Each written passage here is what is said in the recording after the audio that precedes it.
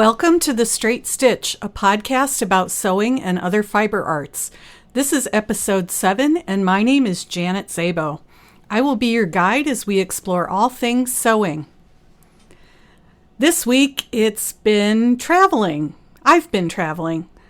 I went to Nashville, Tennessee, actually to a little town called Camden, about an hour west of Nashville, to do some spinning demonstrations at the Self-Reliance Festival. And I'll talk a little bit more about that as we get further into the episode.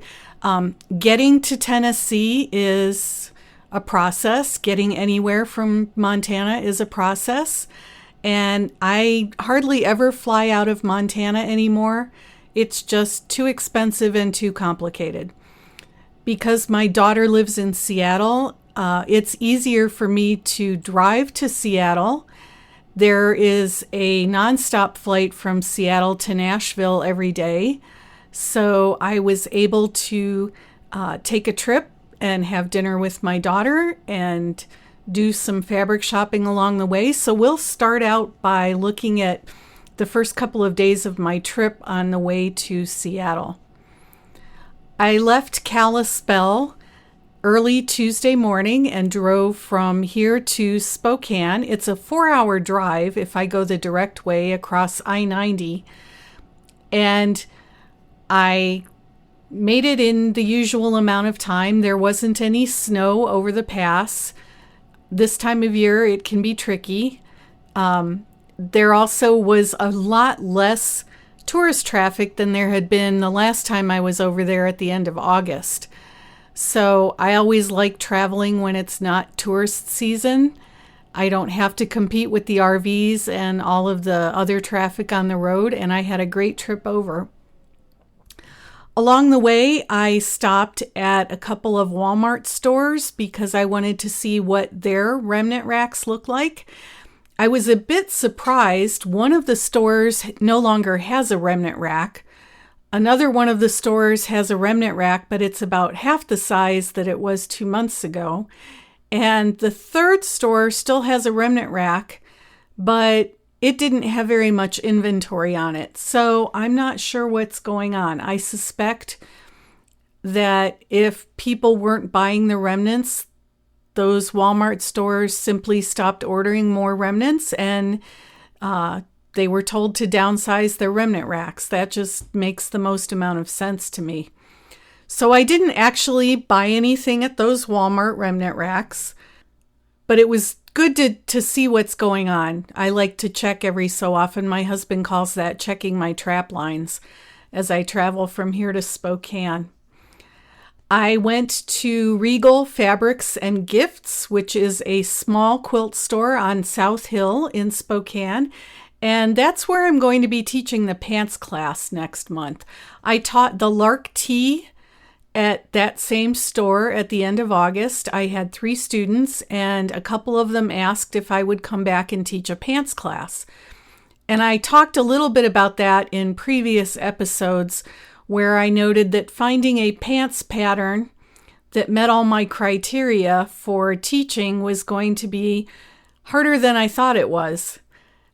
And what I ended up settling on was to offer the students a choice of patterns. So I have the New Look 6689 pattern, the Jaylee Renee pants pattern, and a Butterick pattern that I was able to find that makes, it's a pattern for bike shorts, but the style is similar to the other 2 pairs of pants. So I will offer the students their choice of those 3 patterns to make in class. And I suggested in the supply list that they go to either Joann Fabrics or Hobby Lobby and get some Ponte or a cotton interlock for making a muslin. And that's what we're going to do in class. We're going to talk about measuring yourself to fit a pair of pants. These are knit pants, so they're a little more forgiving than a woven pair of pants or a tailored pair of pants. And then we'll make a muslin in class and see if we can get the students to the point where they'll have a pattern that they can take home and make an actual pair of pants out of. And I like to use Ponte and cotton interlock. They're easy to work with. They're stable knits.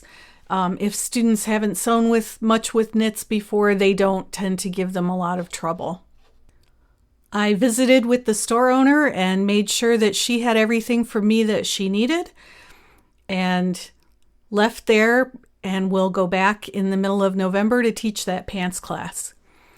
I also stopped at the larger quilt store in Spokane, which is known as the Quilting Bee, and this is quite a destination quilt store. If you ever have the chance to get to Spokane, this store started out as a tiny little store in a strip mall, and I shopped there when they were still in that location. And about 4 or 5 years ago, they moved to their new location, which they had built on a piece of property that they owned. It's a custom building for them. It's huge. It has about 3 good-sized classroom spaces. I've taken classes there in the past. They carry a huge assortment of fabric. They are a Bernina dealer, a Janome dealer, and a Baby Lock dealer. The other quilt store, the one where I'm teaching the pants class, she's a Juki dealer. So at the big quilt store, I call them the big quilt store and the little quilt store so that I can differentiate them in my head. At the big quilt store, I treated myself to a new designer seam ripper / stiletto with some of the profits from market a few weeks ago. Some of the money that I made selling my items at our craft co-op market. I really believe strongly in using excellent tools, and having a really good, really sharp seam ripper is going to make your life a whole lot easier. You will need to use a seam ripper. Don't try and delude yourself that you're going to be able to sew without ever having to take anything out. And having a good seam ripper will make that process, if not pleasant, it will make it less tedious. I spent the night at a hotel in Spokane, and Wednesday morning I got up bright and early and hit I-90 again to head west towards Seattle. About halfway across the state, because I was going from the east side of the state to the west side of the state, about halfway across the state off of I-90 is a little town called Moses Lake. And I like to stop there and stretch my legs and fuel up the car. And Moses Lake also has both a Walmart and a Joann Fabrics, and they happen to be right across the street from each other. I went to the Walmart there first, and they still have a remnant rack, and it had a few treasures on it. So I picked up a length of double brushed poly in a big black and hot pink and lime green floral print in double brush poly, and that's going to be probably a laundry day tee for me. And I also picked up a length of burgundy Ponte. I buy Ponte whenever I see it, because even if I don't want to use it to make something for myself, it comes in handy when I'm teaching the pants class. That way, if we need extra fabric for one of the students to use, I've always got a supply on hand. I went across the street to Joann Fabrics. That Joann Fabrics store is relatively new. I think it's only been there for maybe 6 or 7 years. I remember when it opened. They have a large remnant rack. I wonder, sometimes I think nobody buys remnants from that store, because every time I go in there, the remnant rack is full to bursting. So I looked it over and found a couple of pieces of some quilt cotton that I thought would come in handy, so I brought those home. I also went over their clearance rack and discovered some modal sweatshirt fleece or rayon sweatshirt fleece from about 2 years ago, I think was when Joann Fabrics carried that. And I had bought some back then, even though their range of colors was, of course, muddy earth tones, and none of the muddy earth tones look good on me because I'm a winter, but they did have a bright purple in that fabric, and I bought that 2 years ago when it came out. So this time I picked up some in an olive drab green, which isn't a great color for me, but that fabric will come in handy if I ever need to make a muslin for a hoodie or some kind of sweatshirt pullover, I can use that olive drab green fabric, and I got it off the clearance rack at a pretty steep discount. I also found some micro fleece, which I have been searching for. I'm teaching a Socks on the Serger class next Wednesday night at the quilt store here in town, and I've got some spandex fabric for those socks, but I've also made them in micro fleece. So I thought it would be fun for the students to have both options and decide which fabric they wanted to use for their socks. So I picked up a couple of yards of that to have on hand for my students for the Serger sock class. I will say that Joann Fabrics seems to be in relatively decent shape. They had a fair bit of stock. The store was clean. They seemed to have enough staff working there. So that was good to see. I left Moses Lake and continued on to Seattle, and I got to Seattle a little bit after noon, so I went up to Alderwood Mall, which is north of Seattle, and it's the mall where my younger daughter worked at the Nordstrom store there right after she graduated from Gonzaga University. She did an internship during college with Nordstrom and took a job with them right after graduating, and that was the mall that she worked at. You have to understand that I live in the middle of literally nowhere. We have a mall here that had one anchor department store called Herberger's, which was part of Bon-Ton, I think, or Bon Marché. And for some inexplicable reason, 5 or 6 years ago, they spent a whole lot of money remodeling and expanding their store, and then they went out of business about 6 months later. So we have no major department stores here other than JCPenney, and our JCPenney has a tiny, tiny little Liz Claiborne section. I hardly ever shop there. So I went to the Liz Claiborne department at the Pennies at Alderwood Mall because it's always good to go see what is coming out for the fall collection. And I have to say that I was pretty disappointed in the Liz Claiborne fall collection. The colors, of course, are fallish, muddy earth tones, but even the designs were disappointing. Things just didn't fit well. Fabrics were kind of, heavy on the polyester, it seemed. So I ended up not buying anything there, which is unusual for me with Liz Claiborne. But it was good to be able to see what's on offering right now. I went to Macy's and looked around. The last time I was at Macy's, one of the sales staff there told me that they were discontinuing Charter Club, which is, I've occasionally found some nice pieces in the Charter Club brand. And indeed, there was no Charter Club clothing there to be found this time. I didn't buy anything there either. I looked at the shoes because I'm in need of some nice penny loafers or dress shoes to wear to church. So I went down to Nordstrom and checked out the Nordstrom shoe department. And my daughter no longer works at the Alderwood Mall. She's actually a buyer now, an assistant buyer at Nordstrom, and she works downtown in their corporate office. But her former boss still works there, and I thought if he was working in the shoe department that day, I would pop in and see him and say hi. He wasn't working that day, but I did pick up the shoes that I needed, so that was good. I like to go shopping with a specific list of items that I need, and it keeps me from doing too much impulse shopping. I left Nordstrom and drove over to the Joann Fabrics that's near Alderwood Mall. This is a fairly large store, and I wasn't surprised when I walked in to see that they had quite a bit of fabric. They had gotten in a lot of their new fall collections. There were a lot of course, muddy earth tones. I know I keep beating that horse to death, but I can't wear mustard yellow or orange or brown. And those are the colors that they seem to concentrate on carrying. But they did have quite a few new, what I would call new fabrics.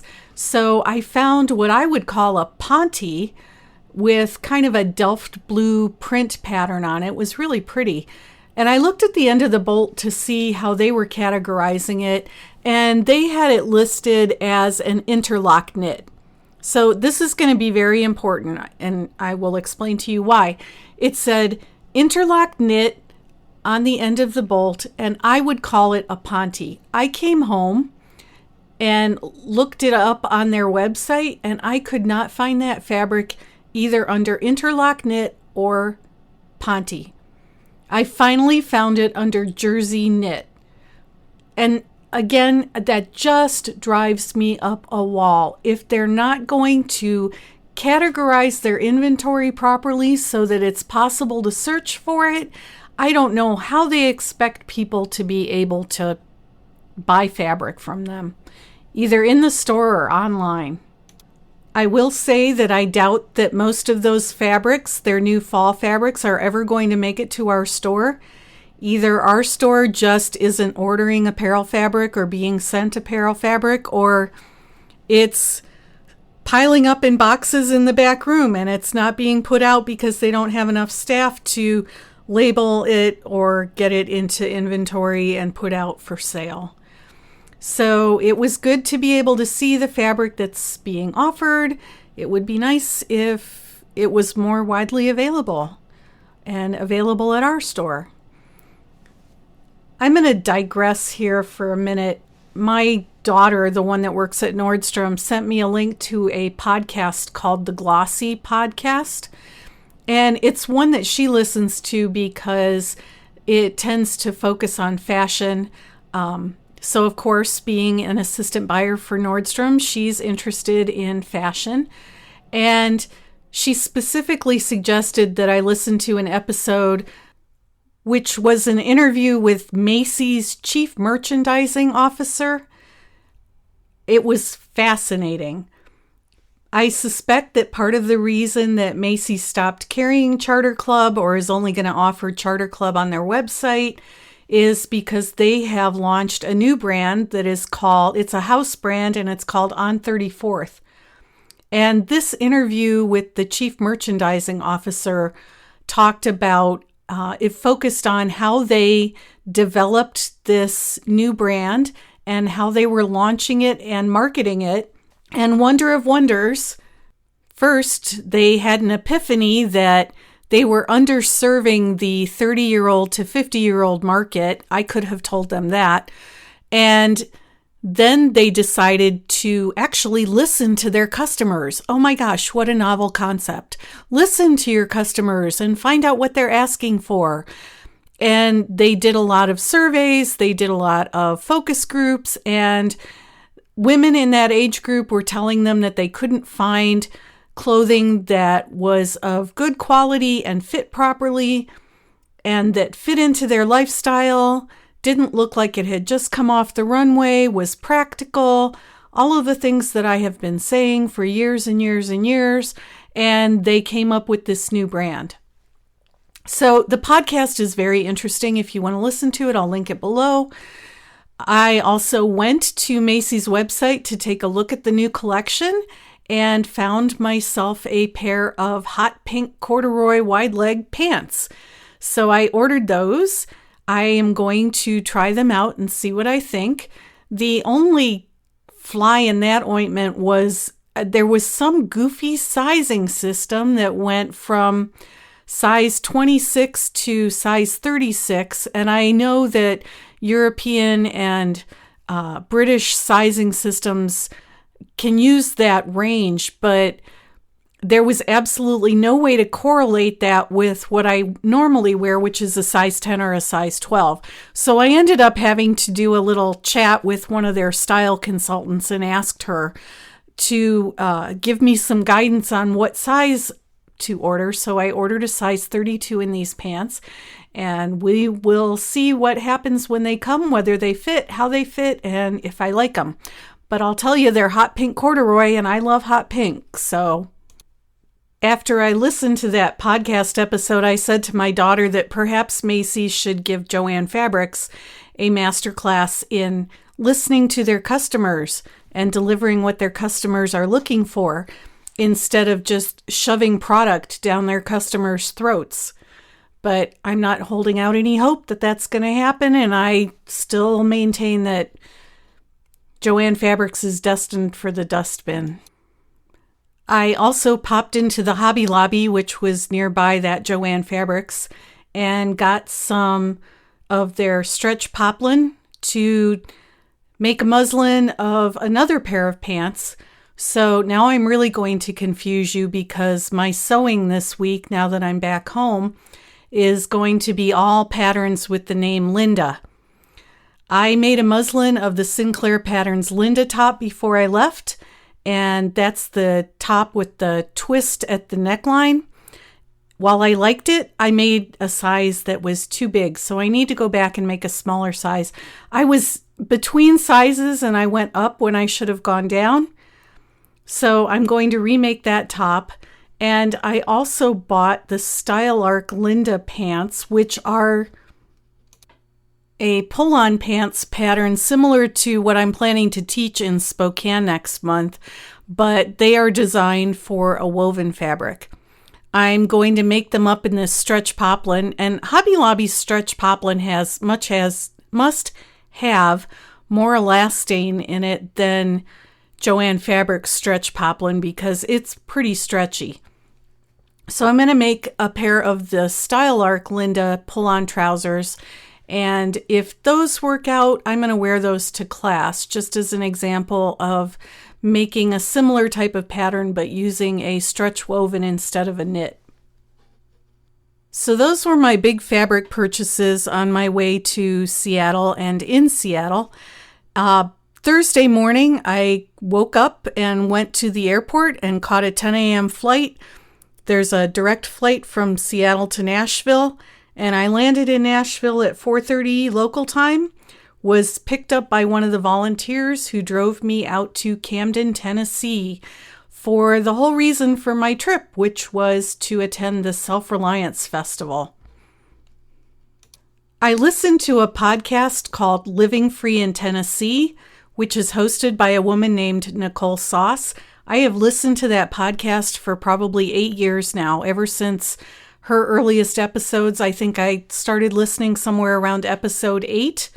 And she lives on a homestead in central Tennessee and talks about her lifestyle, the things that she does. And along the way, she has grown her podcast and grown her online community.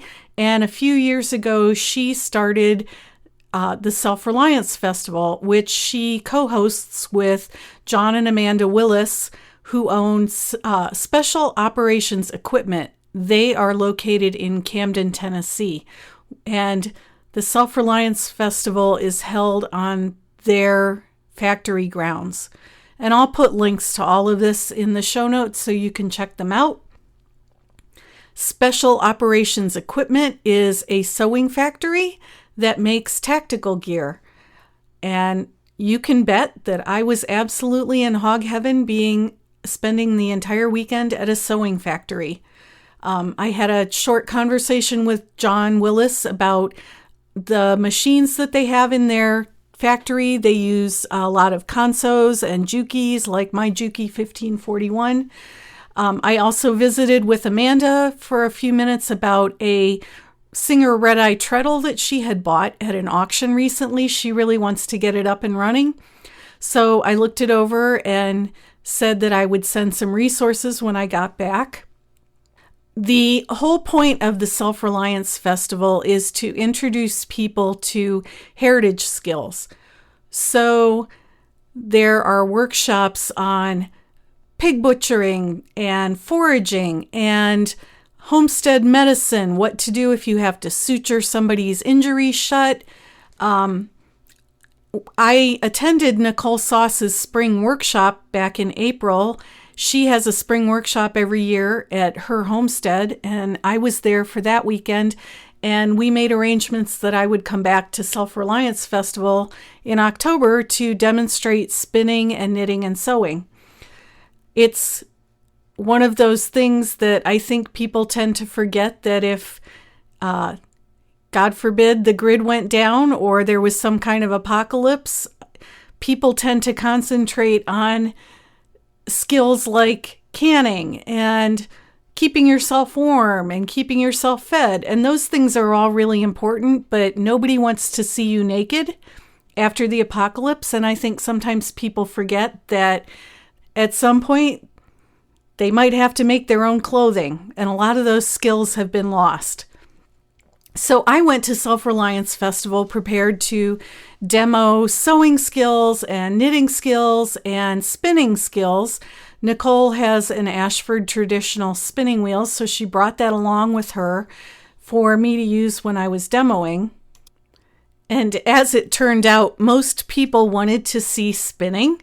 That's novel enough that someone sitting there with a spinning wheel spinning wool into yarn is pretty interesting. So I answered a lot of questions. I always get the where did Sleeping Beauty prick her finger on the spinning wheel? And I have to explain that the spinning wheel that I was using was not the same style as the one that was probably referenced in that fairy tale, which would have been more like a walking wheel with a metal spindle. And you actually spin the yarn off the tip of the spindle, which is pretty sharp. So that would have been where she would have pricked her finger. I did invite people to sit down and try spinning if they wanted to. I had mixed results with that, as I usually do. It's not something you can pick up immediately, although I had one young woman who took to it like a duck to water, and I think that if she continues practicing, she'll probably be a very good spinner. So I did that all day on Saturday and all day on Sunday. And I should mention, let me back up here. On Friday, because I was there on Friday, I was helping to set up. And one of the organizers and I made a trip to the Walmart in Camden, Tennessee. And I was in a Walmart, so I went to see if they had a remnant rack. And yes, they did. And it was a big one. And I found 2 pieces of fabric there. I bought a piece of rayon spandex in a blue floral print pattern, and I bought a solid color rayon spandex that will probably end up being another Linda twist top. So that was fun to go to a different part of the country and see that those Walmarts there also have remnant racks. I thoroughly enjoyed my time at Self-Reliance Festival. It was fun to talk to people and introduce them to spinning. And the highlight of the week, definitely for all of us, I think, was getting to meet and hear Joel Salatin. If you know anything about homesteading or small farm resources, you're probably familiar with his name. He owns Polyface Farms in Virginia, and he is one of the leaders in regenerative farming techniques. And he came and did the keynote address on Sunday afternoon, just before we left. 2 of my friends were also at Self-Reliance Festival. My friend Robert from high school, he and I have known each other for, 44 years now.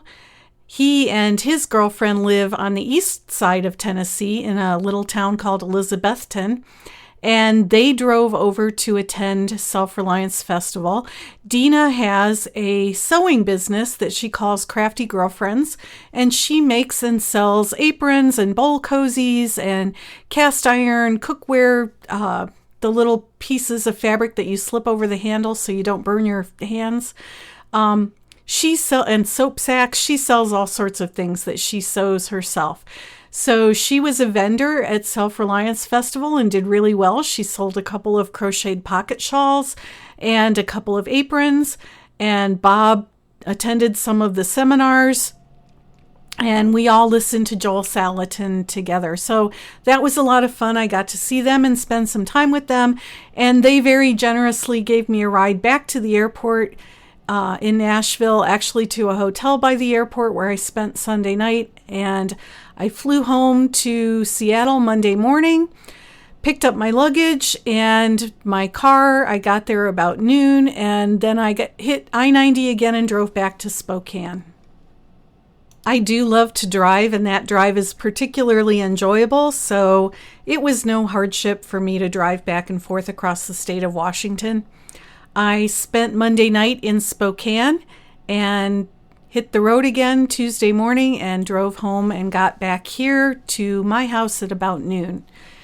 It's been a day and a half now of catching up, opening the mail, doing all the paperwork that I need to catch up on, and getting ready to organize my sewing projects. I've got the Linda top that I want to make again and the Linda pants, but I'm also kind of itching to get started on a quilting project. I want to try out the Creative Grids curvy log cabin ruler, and I think that will be a fun project to use up some of my scraps. I love to make scrap quilts. I've got a couple of bags of scraps upstairs that are sorted by color, and I think that they will lend themselves well to experimenting with that ruler. Even if all I do is a wall hanging to try it out, rather than jumping in and doing a big quilt, it'll still give me an opportunity to try out the technique and try out the ruler. But first, I have to finish quilting a king-size quilt that has been sitting on my Q20 table, my Bernina Q20 quilting machine table, for over a month now. It's only about a quarter of the way quilted, and I need to get that finished. It's a Scrapper's Delight quilt from the book Sunday Morning Quilts, and I've made 3 or 4 of those. One of them is on our bed. I've made a couple other quilts from that book. It's one of my favorite scrap quilt books, and I make a lot of the projects out of it over and over again. So that's what I have going on this week. Next week is pretty full. I'm teaching a Christmas gift class, serger gifts, things you can make on the serger to give as Christmas gifts. I'm teaching that at one of the quilt stores. I'm doing the socks on the serger class at the other quilt store. And at the end of next week, I'll be driving down to Missoula to teach the Bernina Serger Mastery class at that store. And that'll be my first time teaching at that store, so I'm really looking forward to it. Next week will be a busy week, but I'm still planning to get a podcast out on Tuesday. I'm sorry this one was a bit delayed. I think for next week's podcast, I might talk about my Necky vintage sewing machines. I think that'll be a fun topic, and it'll give me a reason to sit down and sew on my very favorite Necky, my Necky BF sewing machine. Thanks for listening. Thanks for tuning in. You can find us on your favorite podcatcher. If you would, please go to Apple iTunes and leave a review for the podcast. That helps other people find us. You can go to the podcast website at thestraightstitchpodcast.com or janetzabo.com, and all of the show notes for this episode are located there. And in the meantime, I hope you have a great week and that you get to go sew something, and I hope I get to go sew something.